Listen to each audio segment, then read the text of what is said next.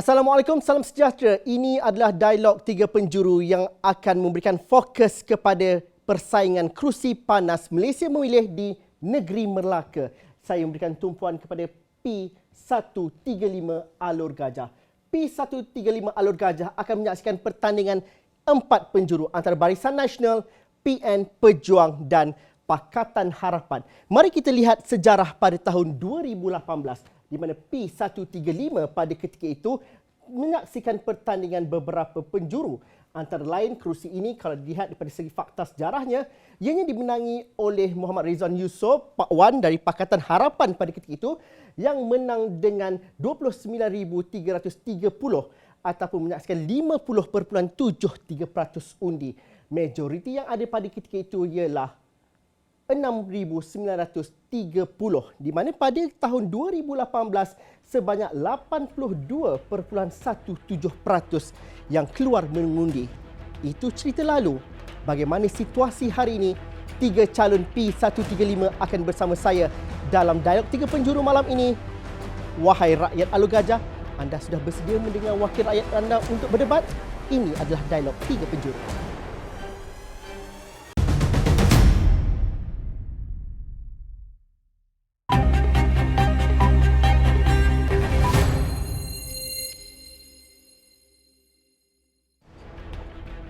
Dalam dialog tiga penjuru malam ini, saya ditemani oleh tiga calon P135 Alor Gajah iaitu saudara Syahril Hamdan, calon Barisan Nasional dan mewakili Perikatan Nasional penyandang kerusi P135 ini iaitu Datuk Seri Muhammad Rizwan Yusof atau lebih dikenali sebagai Pak Wan, dan turut bersama dengan kita pada malam ini ialah YB Ali Zahari, calon dari Pakatan Harapan. Saya mungkin mulakan dahulu sesi dialog ini dengan bertanya dan mengajukan soalan kepada Pak Wan terlebih dahulu sebagai seorang penyandang. Keyakinan yang diletakkan kepada Pak Wan untuk mempertahankan kerusi P135 ini dan juga nilai kepimpinan yang ada pada Pak Wan untuk dipilih oleh rakyat ataupun pengundi di Alor Gajah. Memang pun orang kampung, orang ketempatan di sini, anak jati ataupun anak jati Melaka, anak tempatan, pastinya saya amat mesra dengan rakyat dan warga Alor Gajah. Dan sepanjang saya menjadi wakil rakyat, saya sangat-sangat menjantuni rakyat-rakyat dan pengundi di Alor Gajah. Dan beberapa inisiatif telah pun kita mulakan seawal 2018 ketika itu semasa Pakatan Harapan memerintah negara. Dan inisiatif itu dilestarikan pada 2018, 2019 sebelum MCO 2 tahun dan sampailah hari ini ada juga inisiatif ataupun tanggungjawab sebagai wakil rakyat masih lagi tertunggak. Ya, antaranya kita merancangkan pembangunan ekonomi di Alor Gajah dan juga dalam masa yang sama kita cuba sedaya upaya untuk mensejahterakan kehidupan mereka dengan berbagai inisiatif keprihatinan dan sebagainya. Saya rasa di Alor Gajah ini tidak asing kepada Pak Wan sebab dia panggil orang kampung. Saudara kita ramai kat sini cakap orang kampung lah kalau boleh. Itulah dia Pak Wan di Alor Gajah. Tapi Pak Wan menjadi orang kampung dan dipilih sebagai seorang ahli parlimen, seorang bekas menteri, itu juga ada risiko. Pak Wan ada bebanan ataupun ada sejarah yang ditanggung sejak 4 tahun lepas. Mungkin mereka dulu mengundi Pak Wan atas sikit Pakatan Harapan, tapi bila dalam koalisi itu bercampur kepada Perikatan Nasional, ada konotasi-konotasi negatif dan sebagainya. Bagaimana menyantuni rakyat selepas episod-episod drama-drama politik dan juga COVID-19 dan sebagainya, Pak Wan?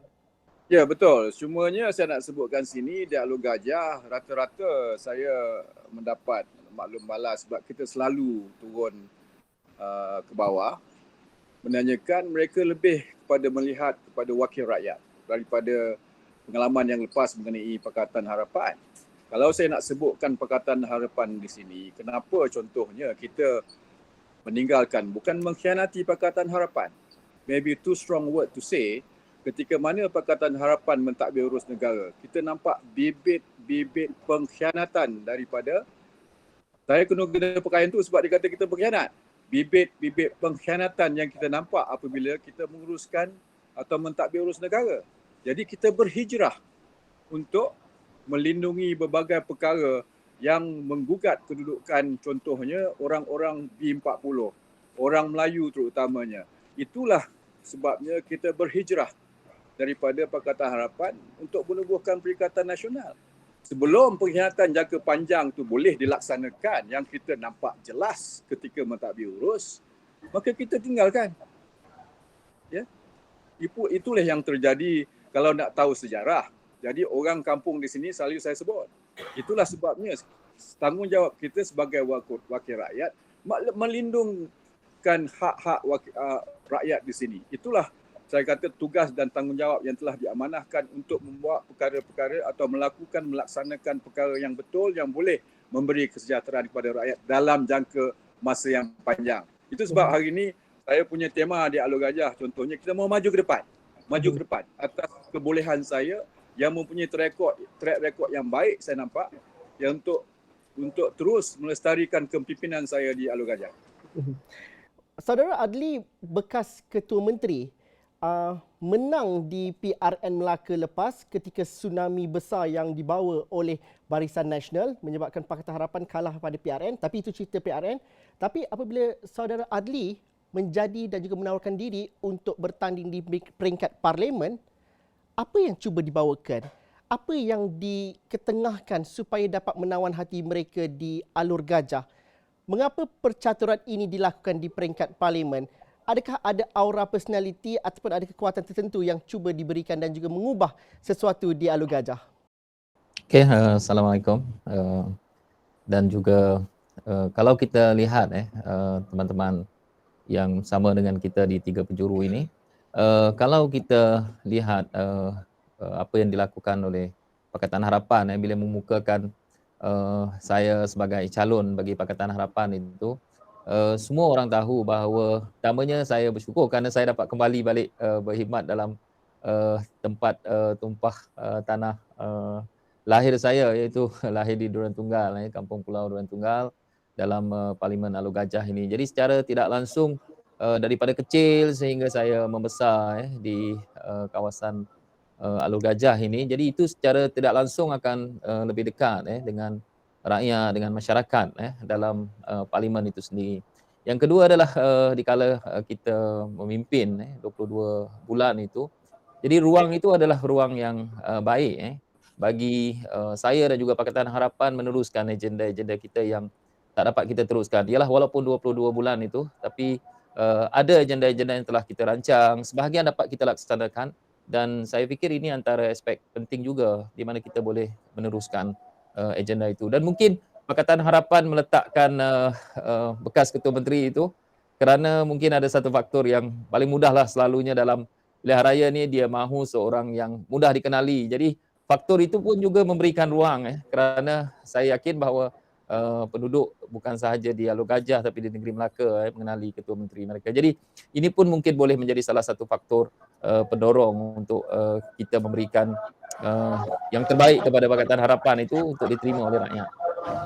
Tapi kenapa Alor Gajah tu kerana memang asal Alor Gajah? Benar, Saudara Adli? Faktor utama sebenarnya diletakkan di Alor Gajah itu berdasarkan kepada performance memimpin 22 bulan itu. Dan memang ramai memperkatakan tentang apa yang telah saya lakukan tentang isu-isu yang berkaitan dengan rakyat, tentang rumah peduli. Walaupun dalam tempoh 22 bulan rumah tu siap hampir 100 unit rumah percuma kepada rakyat. Begitulah juga isu-isu melibatkan kebajikan dan juga beberapa isu pembangunan pelabuhan. Dan ini saya fikir antara yang dinilai oleh kepimpinan Pakatan Harapan, walaupun 22 bulan tapi kita dapat juga melaksanakan banyak agenda-agenda untuk memajukan negeri. Dan saya fikir agenda ini dapat kita laksanakan untuk penduduk Alor Gajah. Syahril Hamdan berusia 37 tahun, itu mungkin satu kelebihan dikala masyarakat ataupun di peringkat nasionalnya mahukan orang-orang muda mengetuai dan juga menjadi digerakkan ke hadapan. Tetapi soalan yang sering ditanyakan juga kepada seorang Syahril Hamdan ialah mengapa Alor Gajah? Betul ke Syahril Hamdan ni orang Alor Gajah? Itu soalan biasa orang tanya. Tapi Syahril, apa yang ditawarkan dan juga apa bezanya Syahril Hamdan untuk dipilih oleh warga ataupun pengundi di Alor Gajah pada tarikh 19 November kelak? Terima kasih Zul. Assalamualaikum warahmatullahi wabarakatuh. Salam sejahtera kepada YB Adli, pada Pak Wan dan semua yang menonton. Saya menganggap kalau soalannya kenapa Alor Gajah ataupun apa yang membezakan saya lah dengan calon-calon yang lain. Barangkali yang paling mustahak ataupun yang paling utama sekali ialah umur saya, macam Zul sebut. Umur saya yang secara relatifnya lebih muda. Saya nampak dengan pertama sekali kita mengakui tanpa yang lama tak ada yang baru. Tanpa yang lama tak ada yang muda. Tetapi dengan penuh penghormatan kepada situasi itu. Situasinya sekarang saya nampak orang muda mempunyai pelbagai cabaran dan isu-isu dan masalah-masalah yang mungkin tidak dilalui oleh generasi sebelum-sebelumnya. Isu pendapatan yang susah nak naik, isu perumahan, isu-isu peluang pekerjaan.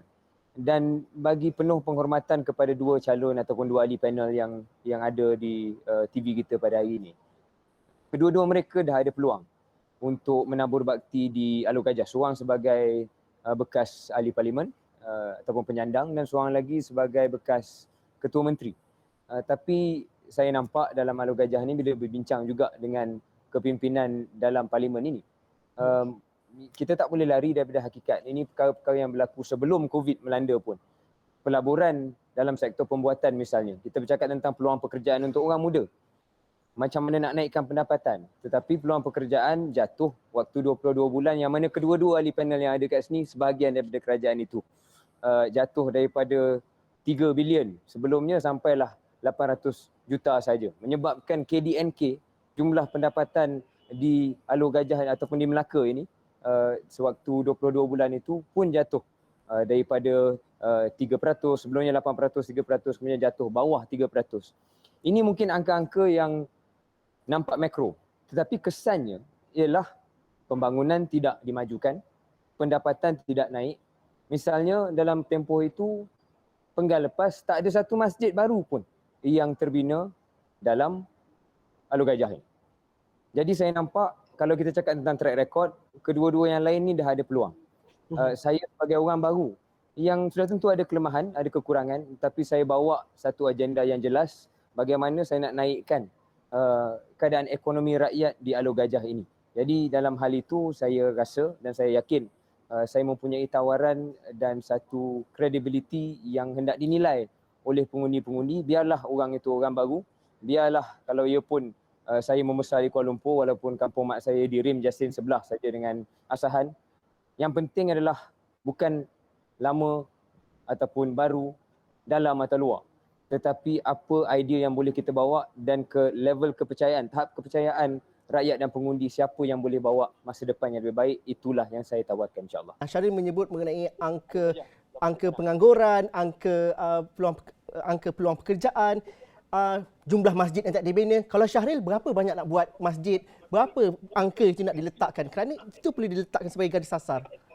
Selepas pilihan raya negeri Melaka yang dimenangi ke-5-5 adunnya daripada Barisan Nasional pun, contohlah satu isu masjid di Selandar yang telah pun berjaya diusahakan oleh Yang Berhormat Asahan, juga orang muda.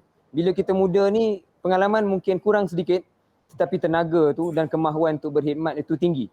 Barangkali disebabkan kita nak berkhidmat lama, kita akan fikir cerita bukan setahun, 2 tahun, bukan 5 tahun pun.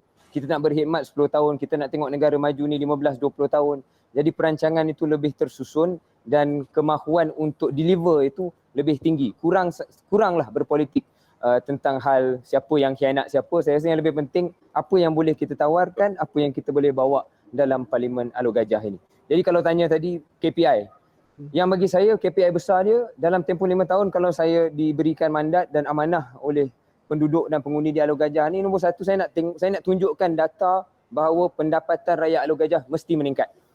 Pendapatan rakyat Alor Gajah ni dari segi median ni, dari segi puratanya lebih rendah berbanding dengan tempat-tempat lain. Saya nak tingkatkan perkara itu. Macam mana dari segi apa yang kita buat untuk usahawan, macam mana kita tarik pelaburan yang boleh tingkatkan peluang pekerjaan, itu KPI dia. Bukan perkara-perkara lain yang susah untuk kita ukur. Pak Wan mungkin tak sabar nak menjawab dan juga mencelah tadi. Pak Wan, silakan. Kita faham, terima kasih. Kita faham dulu Gajah sebab kita dah lama duduk di sini. Disebutkan tadi pendapatan memang tidak dapat diimbangkan lagi. Belum boleh tingkat. Tapi segala inisiatif atau KPI disebut tu memang ada kepada siapa yang berhasrat jadi wakil rakyat.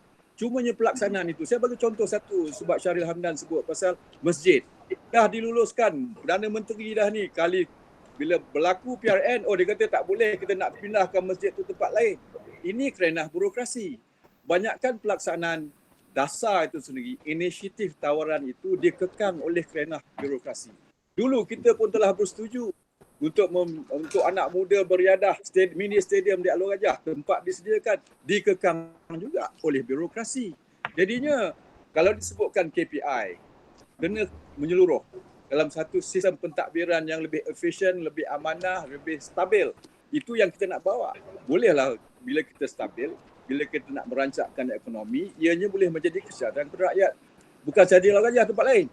Jadi Alor Gajah ni yang disebutkan tadi, kita telah mewujud berbagai inisiatif untuk anak muda. Contohnya kita bekerjasama dengan universiti tempatan di sini untuk mewujudkan smart farming, meningkatkan pendapatan mereka. Dan kita membuat berbagai riadah sukan dan kita sedang pun merancangkan lagi aktiviti sukan dengan berbincang dengan private sector untuk mewujudkan augmented virtual reality entertainment center, e-hub dan sebagainya.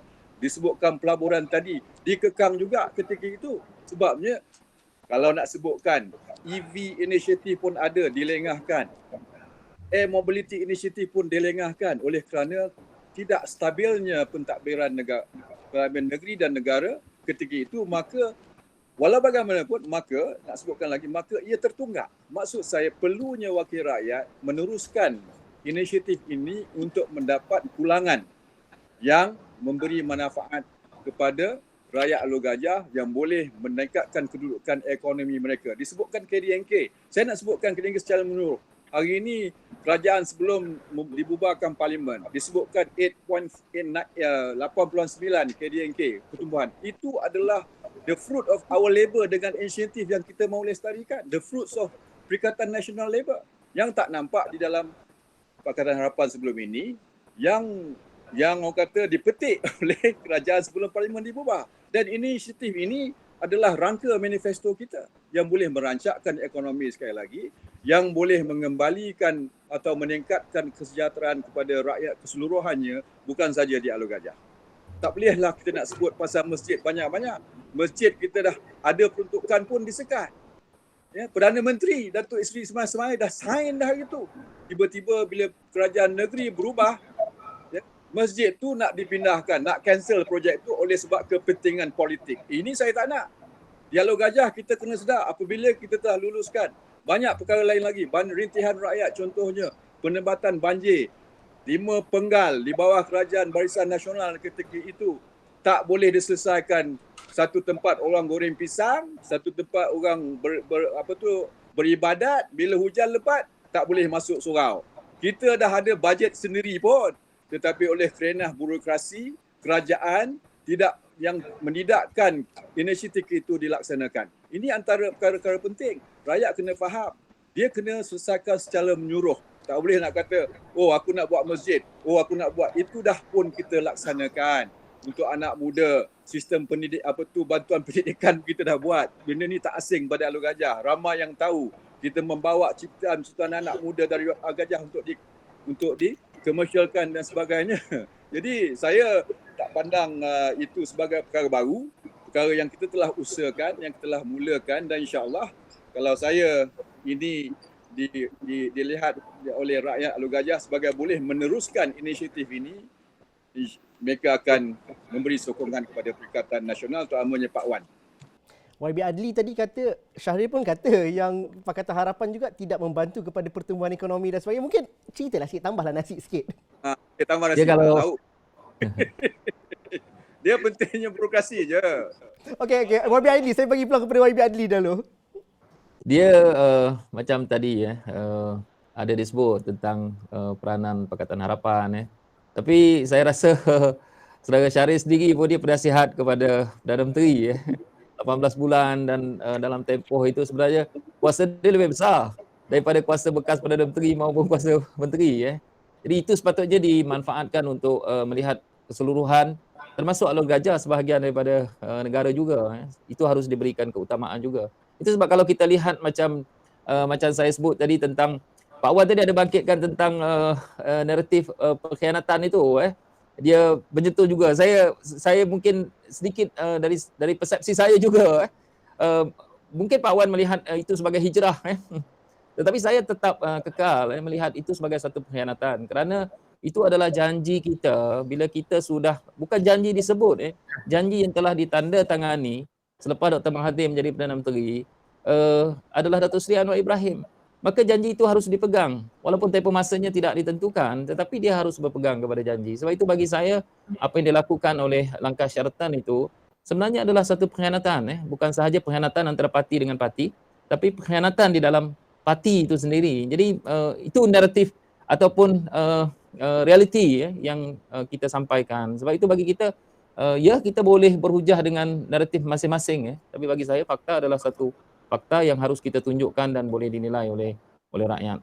Itu sebab kalau kita lihat juga dari segi ekonomi dan sebagainya, saya fikir dikala kita memimpin itu pun ramai orang tak tahu sebenarnya di Alur Gajah, macam tadi Syaril sebut tentang ekonomi, tentang perumahan. Ramai orang tak tahu saya pengerusi lembaga perumahan dikala memimpin negeri Melaka itu. Sebenarnya rumah yang paling murah dalam daerah negeri Melaka ini adalah di Alur Gajah yang kita bangunkan melalui Pertam pada tahun 2019.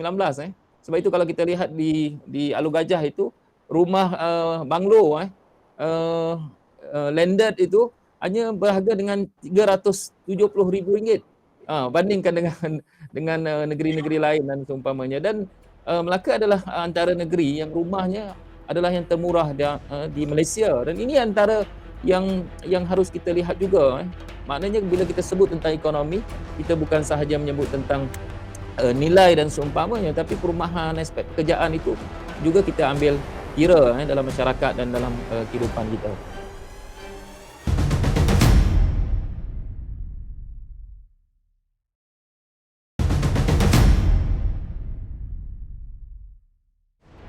Secara jelas kita melihat bahawa perbincangan ini melihat kepada apa yang berlaku sejak 4 tahun lepas, 3 tahun, 2 tahun lepas.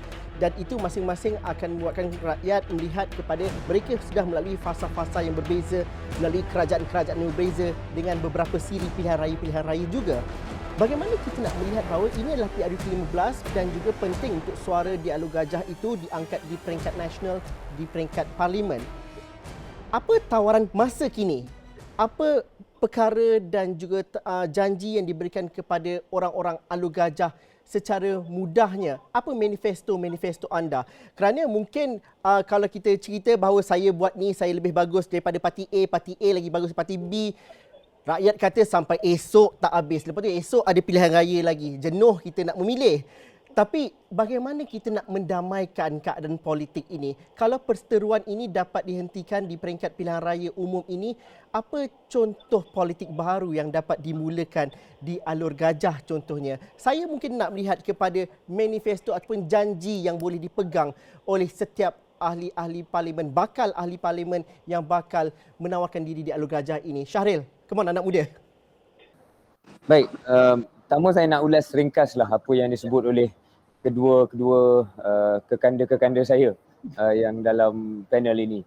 Saya setuju dengan beberapa perkara yang kedua-dua mereka sebut. Pak Wan kata tentang susah untuk nak urus birokrasi disebabkan kestabilan itu tidak ada.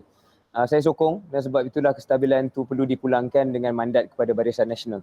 Sebab kita tak nak lagi satu keadaan di mana susah nak membentuk kerajaan. Bila dah bentuk kerajaan, diberi peluang susah pula untuk dilaksanakan. Jadi baliklah kepada parti yang ada pengalaman untuk melaksanakan apa yang dijanjikan. Dan BN mudah untuk bentuk kerajaan, Syahril, pada hari ini? Oh, itu dah soalan lain, tapi kalau saya diberi peluang saya boleh jawab. Silakan. Tanpa mendahului hukum Allah dan ketentuan Allah Subhanahu Wa Taala, kita lihat tiga pakatan ini mungkin mempunyai kekuatan masing-masing. Tetapi satu saja saya nak tanya kedua-dua mereka lah. Ni lari sikit daripada Alur Gajah. Okay. Kalau tak dapat 112 nak kerjasama dengan siapa? Sedangkan GPS dari Sarawak sudah pun jelas mengatakan bahawa takkan bekerjasama dengan mereka. Jadi saya nampak walaupun kita tak boleh mendahului apa yang akan berlaku 19 hari bulan, tapi favourite besar untuk membentuk kerajaan ni adalah Barisan Nasional. Mungkin saya silap, wallahualam, tapi nampak susah nak nampak jalan PH atau PN sampai ke angka 112. Tapi favourite ahli politik belum tentu terjemah kepada favourite rakyat. Betul tak? Maksud saya dari segi angka kerusi, siapa yang boleh menang berapa banyaknya. Jadi kalau nak stabil ini, saya setuju dengan Pak Wan kata, tapi kestabilan tu mungkin Perikatan Nasional nak cuba curi daripada BN lah. Banyak benda dia cuba ambil daripada BN. Kita punya slogan pilihan raya pun dia nak ambil juga. Tapi saya rasa original yang biru ni masih Barisan Nasional. Okey, Pak Syaril teruskan manifesto. Okey. Saya nak sebut juga, saya setuju dengan YB Adli tentang bagaimana kita jangan lari daripada fakta. Dan fakta yang saya cuba sampaikan tadi adalah tanpa menyerang, lebih kepada rekod apabila YB Adli memegang Ketua Menteri, bila Pak Wan jadi Ahli Parlimen, dan kedua-duanya dalam Pakatan Harapan ni time tu bukan PN, PH, dua-dua dalam PH. Realitinya KDNK di Melaka turun. Realitinya isu air wujud pada waktu itu. Itulah masalah-masalah yang kita tak boleh lari. Dan faktanya apabila Datuk Seri Ismail Sabri menjadi Perdana Menteri, saya menjadi pengarah bahagian ekonomi, walaupun banyak idea ni datang dari PM, sikit-sikit yang saya boleh bantu, saya bantu. Sebab tu kita berjaya dapatkan gaji minima sampai 1,500 yang dijanjikan oleh PH, dibuat oleh PM Barisan Nasional. Kita pastikan bantuan keluarga Malaysia adalah yang paling tinggi dalam sejarah, memanfaatkan 20 lebih ribu daripada Alur Gajah itu sendiri penerima-penerima BKM. Kita usahakan geran-geran kepada usahawan penerima manfaatnya di Alur Gajah itu sendiri. Itu adalah track record, tapi kalau soalannya untuk masa depan, saya setuju kita kena tengok ke depan. Ini pun saya setuju dengan Pak Wan. Move on kan, move forward. Move forward bersama Barisan Nasional. Kalau di Alur Gajahnya lebih kurang macam ni. Saya nak laksanakan, pastikan pendapatan anak muda dan pendapatan usahawan wanita semuanya meningkat dengan memastikan bahawa kita boleh bawa seberapa banyak dana persekutuan turun membantu usahawan-usahawan dengan kemahiran, dengan reskilling, dengan upskilling yang perlu untuk usahawan-usahawan kecil dan mikro di Alur Gajah. Saya nak pastikan bahawasanya pertanian, pekebun-pekebun kecil, pertanian moden dibawa ke bumi Alur Gajah ini. Kita tahu food security adalah isu nasional. Kenapa tidak Alur Gajah menjadi satu hub yang mana perkara itu boleh dimajukan dengan banyak sangat tanah terbiar di kawasan Alur Gajah ini. Ataupun tanah kampung yang belum diusahakan. Kalau dengan kerjasama UPEN, dengan kerjasama MAFI, dengan kerjasama agensi-agensi persekutuan dan negeri, di mana ahli parlimennya kerjasama dengan kelima-lima adun daripada Barisan Nasional, saya yakin petani-petani muda boleh kita lahirkan, naik juga pendapatannya. Saya nak pastikan ada kerjasama linkage daripada industri dan juga 5,000 mahasiswa-mahasiswa anak Alur Gajah yang belajar di IPT seluruh negara. Saya nak pastikan mereka yang dapat manfaat apabila ada pelaburan-pelaburan yang masuk ke daerah Alur Gajah ataupun daerah Melaka yang berdekatan. Kita ada Sun Valley dekat sini. Kita ada Haikom Pegoh dekat sini. Kita boleh buat EV Hub seperti mana Pak Wan dah sebut itu perancangannya, tak apa. Bagi Barisan Nasional yang laksanakan perancangan itu dengan lebih hebat lagi. Kita buat EV Hub di Alur Gajah bagi anak muda yang kerja. Pendapatannya bukan 1,000, 2,000, 3,000, 4,000. Itu KPI yang saya nak diuji dan saya nak ditanya balik 5 tahun daripada sekarang, adakah saya berjaya buat perkara itu atau tidak. Itu sikit sebanyak. YB Adli dahulu. Mungkin sebelum Pak Wan, saya bagi kepada YB Adli dulu. Manifesto dan juga tawaran Pakatan Harapan untuk warga Alur Gajah. Saya akan teruskan apa yang tertangguh yang telah saya rancang untuk Alur Gajah itu. Kerana saya tahu bahawa mengikut perancangan saya dulu, Alur Gajah adalah akan dibangunkan sebagai bandar satelit. Ada 3 aspek yang saya berikan penumpuan. Iaitu pertama adalah pendidikan. Saya dulu tertangguh bila buat beasiswa 2020. Sepatutnya dalam bidang teknikal sepatutnya diberi, saya sempat labuhkan dari segi peruntukan sebanyak 1 juta saja, walaupun target dia 10 juta. Yang kedua, bandar satelit ini adalah perumahan. Macam saya sebutkan tadi, Alur Gajah adalah antara tempat perumahan yang terendah dalam negeri Melaka ini, dan itu harus kita teruskan. Segala perancangan yang telah kita lihat tentang pembangunan perumahan itu harus kita tambah baik supaya perumahan itu dinilai berdasarkan kepada dia mampu milik dan juga selesa untuk didiami. Yang ketiga bagi saya adalah kalau kita sediakan pendidikan, perumahan, tetapi kalau tak ada pekerjaan, dia sukar untuk pembangunan-pembangunan yang seiring. Sudah barang pasti, dulu kita pernah mahu menjadikan Alur Gajah ini sebagai pusat data terbesar di Asia Tenggara. Kita dah muktamadkan perjanjian tentang tanah dan seumpamanya, tetapi oleh kerana tertangguh, saya fikir Alur Gajah boleh dibangunkan sebagai satu kawasan industri, bukan sahaja melibatkan industri, melibatkan teknologi, pertanian, industri asas tani, tetapi industri pelancongan juga boleh dibangunkan. Jadi kalau 3 aspek ini kita ambil kira, pendidikan, perumahan dan industri ini, saya fikir Alur Gajah akan menjadi suatu kawasan yang boleh menjadi hub ekonomi bagi selatan dan juga penghubung antara kalau kita lihat Alur Gajah itu sendiri secara logistik dia, secara geografinya, dia adalah di antara 2 kuasa ekonomi kalau kita tengok antara Kuala Lumpur dengan Singapura itu dia adalah terletak boleh kita katakan hampir di tengah-tengah itu. Jadi sebenarnya dia punya potensi yang besar dan saya fikir itu antara potensi yang boleh kita manfaatkan untuk kesejahteraan warga Alor Gajah itu sendiri. Pak Wan, silakan sebagai penyandang dan juga mahu beri respon pantas. Saya minta maaf kerana memberi Pak Wan di hujung, tapi saya rasa Pak Wan mungkin ada hujah panjang. Jom, saya duduk di hujung tak apa ya. Tadi Syahril disebutkan, dia sebut kita macam ambil slogan dia. Tidak, sebenarnya slogan kita. Cuma tambah kekuatan bersih. Nak disebutkan inisiatif tadi sedang pun dilaksanakan tertangguh oleh sebab pembubaran Parlimen. Tawaran kita memang tetap yang sama, saya sebutkan tadi, merancangkan ekonomi untuk kesejahteraan rakyat. Pengalaman yang disebutkan Barisan Nasional, mereka telah diberi peluang 60 tahun, Syahril. 60 tahun. Ya, tawaran yang sama saya lihat. Impact dia ke mana? Jadi kalau nak disebutkan berilah kerajaan yang stabil dengan apa yang kita bawakan naratif kepada rakyat hari ini, perlu Perikatan Nasional walaupun secara singkat mentadbir urus negara dengan baik, ya, selama 17 bulan 3 hari, tidak diberi peluang oleh kerana orang-orang tertentu meruntuhkan kerajaan itu. Ya. Jadi kita ingat 60 tahun kononnya pengalaman Barisan Nasional, perkara masjid, perkara inisiatif pertanian. Ini kita dah tahu dah. Cumanya tadi disebut tadi pasal rumah. Dia kena lebih bersasar. 200-300 ribu sebuah rumah. Saya baru siapkan satu rumah percuma banglo 2 bilik. 75,000 sahaja. Of course tanah tu tuan punya tanah. Inilah yang dikata kita membuat satu perkara yang berbeza, ya, to impact changes daripada stereotype yang kita lihatkan selama dan disebutkan pengalaman 60 tahun. Pengalaman apa? Kalau hari ini kalau lihatkan banyak pembaziran perbelanjaan itu sendiri, duit rakyat itu sendiri oleh kerana birokrasi. Dilengahkan, nak kembalikan, saya bukan nak ulangi, dilengahkan pembinaan masjid yang telah diluluskan untuk kepentingan politik ataupun sokongan politik di tempat yang tidak sepatut dibina. Ya? Dan ini kita kena selaraskan. Kalau kita betul-betul ikhlas untuk mensejahterakan rakyat. Jadi saya nak komen sedikit, tambah sikit tentang tawaran-tawaran PN. Kalau kita sebutkan rancak ekonomi negara, apa dia tawaran kita? Kita akan mewujudkan 1 juta peluang pekerjaan dengan pendapatan yang tinggi. Kita wujudkan 5 bilion tabung khas, galakkan pelaburan sama ada dalam negeri atau luar negara. Ya? Dan kita akan mengadakan contoh yang lebih prihatin. Kita akan bagi bas percuma untuk sekolah-sekolah, ya?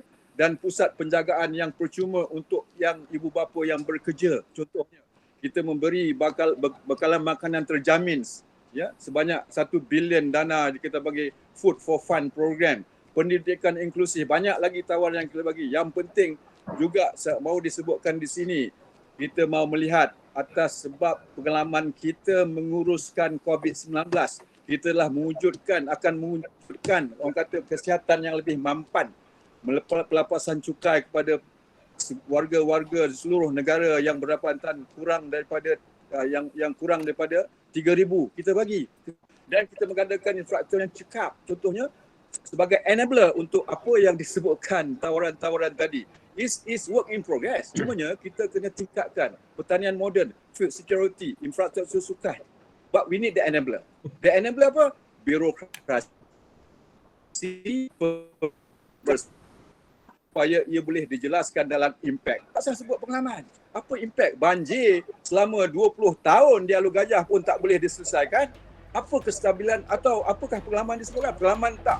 Yang boleh saya sebutkan ni pengalaman yang tak boleh kita bawa ke depan menunjukkan kita ni boleh menyelesaikan perdebatan banjir. Saya dah bawa ke Parlimen, saya bawa ke Kamar. InsyaAllah kalau saya disabungkan sebagai wakil rakyat, itu boleh jelas, boleh dilaksanakan untuk penduduk tempatan di Alor Gajah.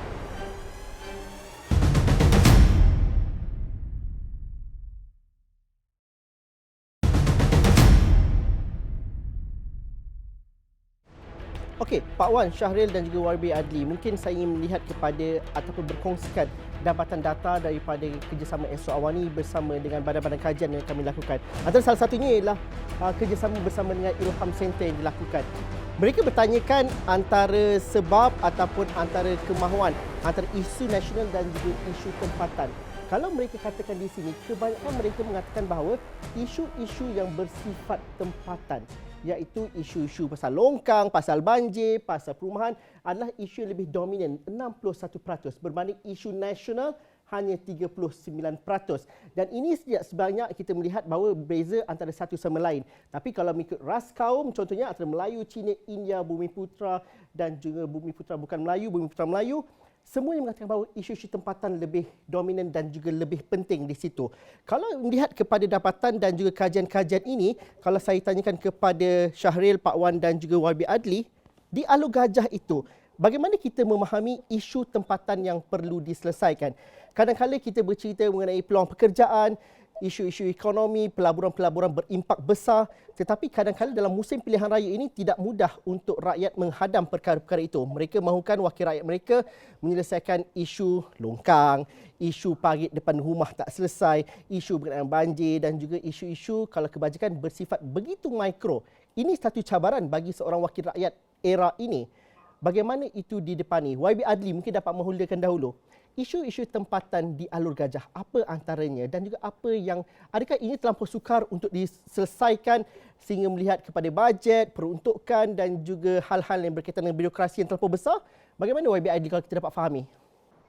Memang kalau kita lihat di Alur Gajah, antara isu yang macam tadi Pak Wan sebutkan yang sudah begitu lama, itu isu banjir sebenarnya. Dia mengganggu sebenarnya masyarakat itu.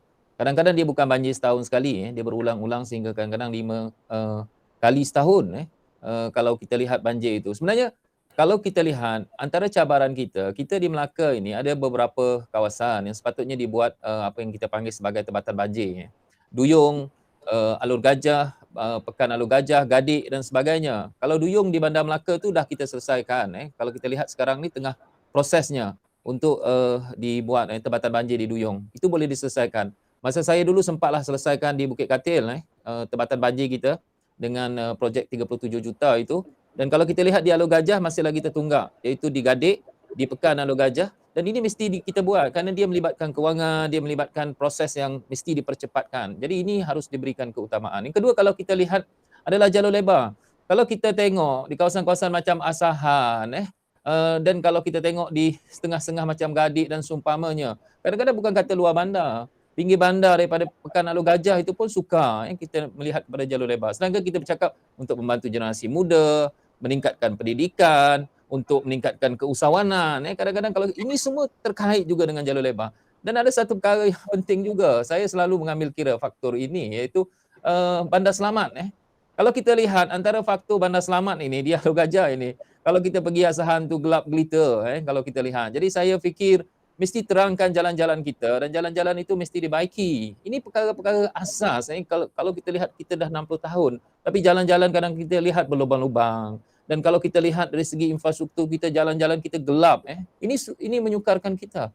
Termasuk macam semalam saya pergi ke perkampungan orang asli itu sendiri, kita boleh lihat infrastruktur orang asli itu sendiri memang jauh tertinggal. Sedangkan bilangannya mereka adalah kecil. Dulu kita dah, dikala saya memimpin, saya wartakan perkampungan orang asli itu, tetapi dalam masa yang sama infrastruktur mesti dipertingkatkan. Sebab itu bagi saya ini antara masalah-masalah trust, masalah-masalah asas yang harus diberikan keutamaan. Di samping yang penting juga bagi saya, Hospital Alur Gajah itu harus ditambah baik mutu perkhidmatan dia.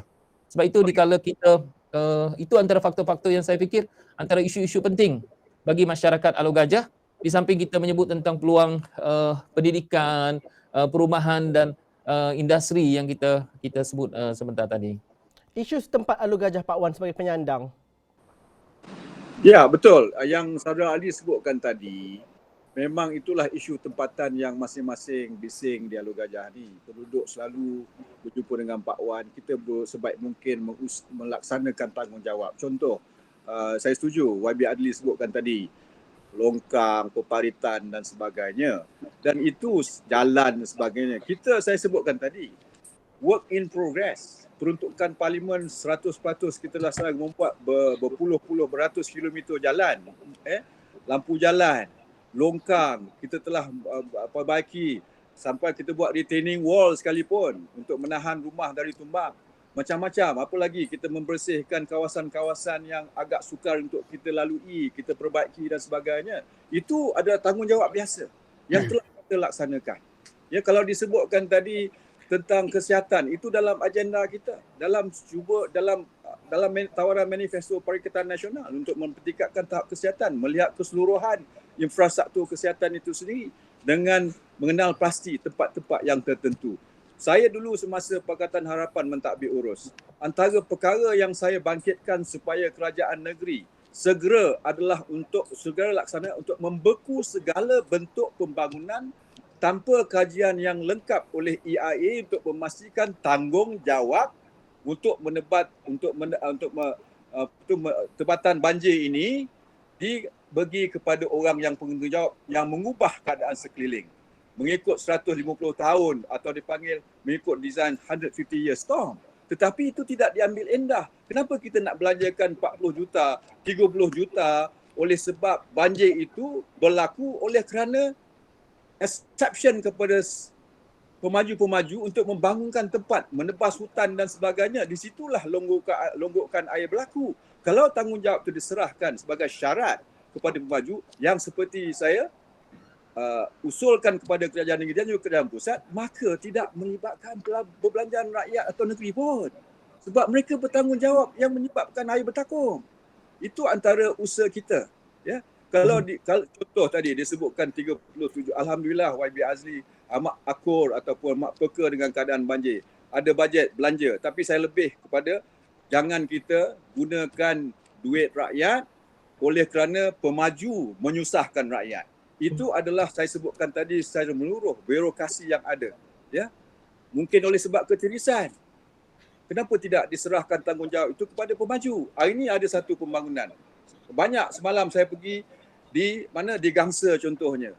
Mereka tidak didengari apabila satu pembangunan tiba-tiba tempat tu risiko banjir besar berlaku. Kita pun tolonglah untuk mengurangkan, kita bantulah rakyat di situ untuk contohnya membersihkan saluran itu.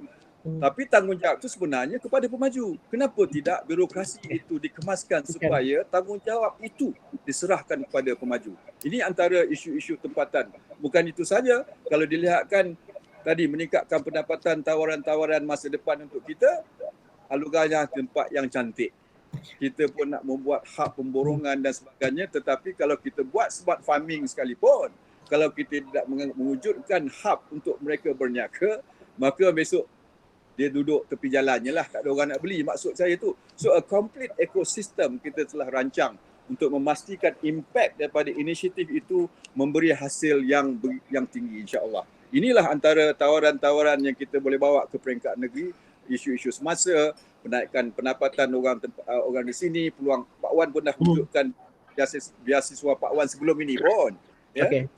Internship dan sebagainya tidak menjadi masalah, insya-Allah. Syahril, kalau kita melihat kepada isu-isu tempat, isu-isu tempatan ini kadang-kala ianya tidak melihat kepada perbelanjaan dan juga konteks yang cukup sukar, dan ada yang mengatakan bahawa kalau mereka mengatakan bahawa wakil rakyat itu sebagai facilitator untuk menyelesaikan masalah mereka, seringkali turun padang dan juga seringkali menjadi pengubah cara untuk mereka menyelesaikan perkara itu. Cerita pasal longkang dan sebagainya. Tapi Syahril, apa khidmat dan juga janji anda dan juga cara kepimpinan ataupun mungkin mekanisme cara kerja yang berbeza untuk orang Alor Gajah menyelesaikan masalah-masalah isu-isu setempat mereka? Ya, saya rasa mendengar jawapan kedua-dua ahli panel, memang kalau nak senaraikan apa isu tempatan yang selalu berbangkit, saya ingat kita semua setuju. Tak ada pertikaian di situ. Cuma soal pelaksanaannya lah. Dan kalau pelaksanaannya dah diberi peluang kepada dua-dua ahli panel yang ada kat sini untuk laksana, tak dapat selesai, bagi peluang pada orang barulah untuk selesaikan. Dan saya bagi satu contoh lah benda yang telah pun berlaku. Yang berhormat Hasan, kawan saya, Adun Asahan. Kalau tadi YB Adli sebut tentang jalur lebar, dia tak jadi adun, dia jadi adun tak sampai setahun. YB Asahan, dia dah berjaya meluluskan atau memastikan lulus 4 menara jalur lebar di Asahan. Jadi itu bezanya bila orang muda, orang baru yang bertenaga nak selesaikan masalah, nak cakap tentang masalah kita semua boleh cakap. Tapi siapa yang deliver? Sebab tu saya minat apa yang Pak Wan kata tadi tentang apa yang hebat sangat 60 tahun Barisan Nasional ni dah banyak pengalaman, tapi benda saya rasa macam ni lah Pak Wan. Saya daripada kecil sampai sekarang pun yang selalu bergaduh politik ni adalah dua individu yang masih mewarnai politik Malaysia ni. Iaitu seorang calon Perdana Menteri Pakatan Harapan yang masih nak jadi Perdana Menteri. Seorang lagi pun bertanding juga bawah parti yang lain, dia pun nak jadi Perdana Menteri juga. Jadi saya rasa, saya setujulah Pak Wan kata, kita dah lama cakap pasal cerita 60 tahun ni, kita move on lah kepada generasi yang lain, generasi yang baru di Alor Gajah dan di Malaysia ni. Calon Perdana Menteri kita pun Datuk Maya Sabri, yang itulah yang lebih baik daripada semua ketiga-tiga yang menawarkan diri. Patutnya Syahril Hamdan pun boleh tawarkan diri jadi calon Perdana Menteri. Tapi itu diskusi lain untuk orang muda. Pak Wan, YB Adli dan juga Syahril berbaki beberapa hari tempoh dalam seminggu untuk rakyat Malaysia, rakyat di Alor Gajah untuk mengundi. Kita mahu perangkaan mereka yang keluar mengundi pada tahun 2018 itu di Alor Gajah 82.17%. Itu meningkat lagi untuk pilihan raya kali ini. Partisipasi mereka digalakkan lagi. Anak-anak muda pertambahan pengundi-pengundi baru lebih 20,000 di Alor Gajah. Tekad dan juga harapan ataupun bagaimana anda bakal-bakal calon dapat memudahkan atau menggalakkan mereka untuk keluar mengundi? Syahril, sebelum kita berakhir, Syahril dahulu. Ya, saya nak menyangkal juga apa yang mungkin didakwa di luar, bukan dalam forum ini, bahawa Barisan Nasional nak melihat jumlah peratusan keluar mengundi yang rendah kerana kita hanya nak pengundi kita saja yang keluar. Walaupun bukan dalam forum ini, tapi saya dengar, Bukan kami cakap. betul, tapi adalah ceramah-ceramah daripada lawan-lawan kita yang mungkin cuba nak katakan BN ni takut dengan pengundi muda ataupun takut dengan pengundi baru. Mana mungkin kita takut dengan pengundi muda kalau saya diletakkan dalam kerusi yang panas berlawan dengan bekas menteri dengan bekas ketua menteri. Maknanya kita meraihkan orang muda, kita meraihkan pengundi muda, kita nak seberapa ramai keluar dan kita nak mereka pilih masa depan yang lebih baik dan biarlah mereka pertimbangkan siapa dan ataupun parti mana yang lebih baik membawa visi mereka. Jadi dalam hal ini saya yakin bahawa ketiga-tiga parti ataupun semua parti dan semua calon akan merayu undi daripada segenap generasi. Orang muda sekarang ini telah pun diberikan hak untuk mengundi lebih awal lagi daripada sebelum ini. Semua dipersetujui oleh semua parti.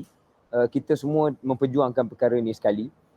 Dan saya nampak hak ini perlulah diambil dan dipergunakan oleh orang muda kerana ini masa depan mereka. Yang kita bercakap ataupun berbahas, kadang-kadang bergaduh sikit-sikit ni bukan kerana kepentingan peribadi kita. Sebab kita mungkin mempunyai visi yang berbeza sedikit tentang apa masa depan yang lebih baik untuk 15-20 tahun akan datang. Itu perbezaan kita. Akhirnya ketiga-tiga yang dalam panel ni adalah ahli politik yang saya yakin ketiga-tiga kami nak berjasa dan nak berkhidmat. Kaedah mungkin berbeza, platform mungkin berbeza, tapi semuanya tentang the future.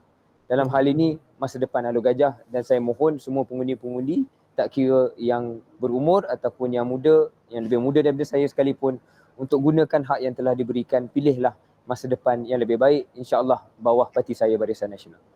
Kempen dekat situ. YB Adli, peluang untuk anda pula bagaimana pujuk masyarakat dan juga pengundi-pengundi Alor Gajah untuk keluar mengundi. Khususnya mereka yang pertama kali mengundi ni, 20%, 20,000 lebih yang pertama kali mengundi ni. Bagaimana kita dapat pujuk dan juga galakkan mereka untuk keluar mengundi 19 November nanti?